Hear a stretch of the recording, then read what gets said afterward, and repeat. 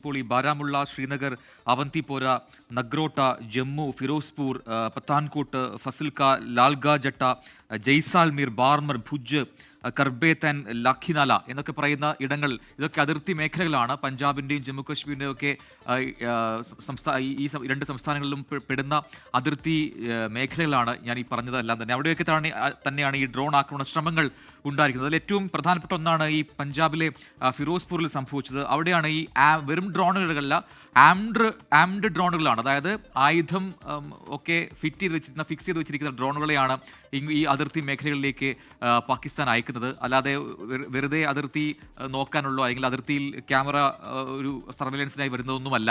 ഈ ഡ്രോണുകളെല്ലാം തന്നെ എക്സ്പ്ലോസീവ് ആയിട്ടുള്ള വസ്തുക്കളുണ്ട്, അത് ഫിക്സ് ചെയ്തിട്ടാണ് ഇങ്ങോട്ടേക്ക് പറത്തിവിടുന്നത്. അപ്പോൾ ഇത് എവിടെയെങ്കിലും ഹിറ്റ് ചെയ്ത് കഴിഞ്ഞാൽ വലിയ എക്സ്പ്ലോഷൻ സംഭവിക്കുകയും ചെയ്യും. അങ്ങനെ ഒരു സംഭവമാണ് ഈ ഫിറോസ്പൂരിൽ ഉണ്ടായതെന്നാണ് മനസ്സിലാക്കാൻ കഴിയുന്നത്. അമൃത്സറിൽ നിന്നും വിനീത വിജി കൂടി നമ്മളൊപ്പം ചേരുന്നുണ്ട്. വിനീത, എനിക്ക് തോന്നുന്നു ഈ സത്ലജ് നദിയുടെയൊക്കെ തീരത്തുള്ള ഒരു പ്രദേശമാണ്, ലാഹോറിനോട് ചേർന്ന് കിടക്കുന്ന ഒരു പ്രദേശം കൂടിയാണ് ഈ ഫിറോസ്പൂർ. അവിടെയാണ് ഈ ആംഡ് ഡ്രോൺ വന്ന് പതിച്ചതും അവിടെ ഒരു വീടിന് കേടുപാടുകൾ സംഭവിക്കുകയും ആ വീട്ടിലുണ്ടായിരുന്ന അംഗങ്ങൾക്കെല്ലാം പരിക്കേൽക്കുന്ന ഒരു സാഹചര്യം ഉണ്ടായത്. അവരെ ഇപ്പോൾ ആശുപത്രിയിൽ ചികിത്സ നടത്തിക്കൊണ്ടിരിക്കുകയാണ്, അവർ ആശുപത്രിയിൽ പ്രവേശിപ്പിച്ചിരിക്കുകയാണ്. അവിടെ നിന്നുള്ള ദൃശ്യങ്ങളടക്കം നമുക്ക് ലഭിച്ചതുമാണ്. അപ്പോൾ ഇനിയും ഇത്തരത്തിൽ ആക്രമണ ശ്രമങ്ങൾ ഉണ്ടായിക്കൊണ്ടേയിരിക്കുന്നുണ്ടോ? ഈ മേഖലകളിൽ നിന്നൊക്കെ നമുക്ക് അത്തരം വിവരങ്ങൾ ലഭിക്കുന്നുണ്ടോ? അതോടൊപ്പം തന്നെ ഈ നിർവീര്യമാക്കിയ ഡ്രോണുകളൊക്കെ കണ്ടെത്താനുള്ള ശ്രമങ്ങൾ നാട്ടുകാരുടെയും പോലീസിൻ്റെയും ഒക്കെ ഭാഗത്തുനിന്ന് സംയുക്തമായി നടക്കുന്നുമുണ്ട്. അത്തരം ദൃശ്യങ്ങൾ വരുന്നുണ്ട്. അപ്പോൾ അവിടെ നിന്ന് ഇപ്പോൾ നമുക്ക് നൽകാൻ കഴിയുന്ന വിവരങ്ങൾ എന്താണ്? ഈ അതിർത്തി മേഖലകളെല്ലാം തന്നെ ഈ രീതിയിൽ തന്നെയാണോ ഉള്ളത് അവിടെ?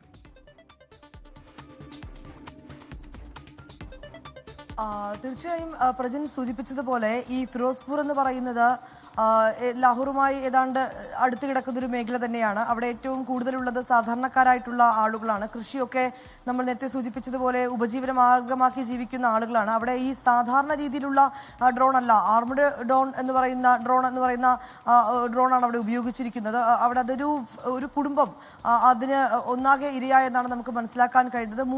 ഒരു കുടുംബത്തിലെ 3 പേർക്ക് പരിക്കേറ്റതായിട്ടാണ് ഇപ്പോൾ നമുക്ക് ആ വിവരം ലഭ്യമായിരിക്കുന്നത്. അതിന്റെ ദൃശ്യങ്ങളാണ് നമുക്ക് കാണാൻ കഴിയുന്നത്. അതിൽ ഒരാളുടെ നില അല്പം ഗുരുതരമാണെന്ന് നമുക്ക് മനസ്സിലാക്കാൻ കഴിയുന്നുണ്ട്. ഏതാണ്ട് 50ഓളം ഡ്രോണുകൾ ഈ ഫിറോസ്പൂർ മേഖല കേന്ദ്രീകരിച്ച് പാകിസ്ഥാൻ തൊടുത്തുവിട്ടു എന്നുള്ള റിപ്പോർട്ടുകളാണ് നമുക്ക് ലഭ്യമാക്കുന്നത്. ഒപ്പം തന്നെ അതിശക്തമായി തന്നെ സൈന്യം അതിനെ തിരിച്ചടിക്കുന്നുമുണ്ട്.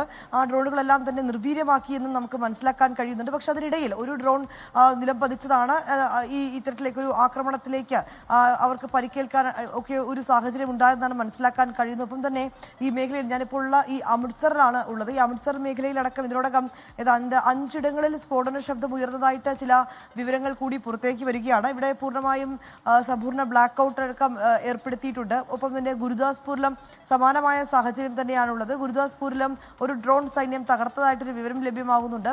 പഞ്ചാബിനെ സംബന്ധിച്ചിടത്തോളം ഗുരുദാസ്പൂരിലും ഒപ്പം തന്നെ അമൃത്സറിലും ഫിറോസ്പൂരിലുമാണ് ഇന്ന് ഈ സ്ഫോടനങ്ങളടക്കം ഉണ്ടായതായി റിപ്പോർട്ടുകളും ഒപ്പം തന്നെ ഡ്രോൺ ആക്രമണങ്ങളും ഉണ്ടായത്. പത്താൻകോട്ടിലും സമാനമായിട്ടുള്ള ഒരു ആക്രമണം പാകിസ്ഥാന്റെ ഭാഗത്ത് നിന്ന് ഉണ്ടായെന്നാണ് നമുക്ക് റിപ്പോർട്ടുകൾ ലഭ്യമാകുന്നത്. പത്താൻകോട്ടിൽ ഏതാണ്ട് 5 മുതൽ 6 മിനിറ്റിനകം വരെ 20 ഇടങ്ങളിലായിട്ട് ഈ അതിശക്തമായിട്ട് സ്ഫോടനങ്ങളുടെ ശബ്ദങ്ങൾ കേട്ടുവെന്നാണ് ഇപ്പോൾ അവിടെയുള്ള റിപ്പോർട്ടുകൾ വരുന്നത്. ഇതിനിടയിൽ അമൃത്സറിലെ ഒരു ഭാഗത്ത് ഡ്രോൺ നിർവീര്യമാക്കിയതായിട്ടുള്ള വിവരവും ലഭ്യമാവുന്നുണ്ട്.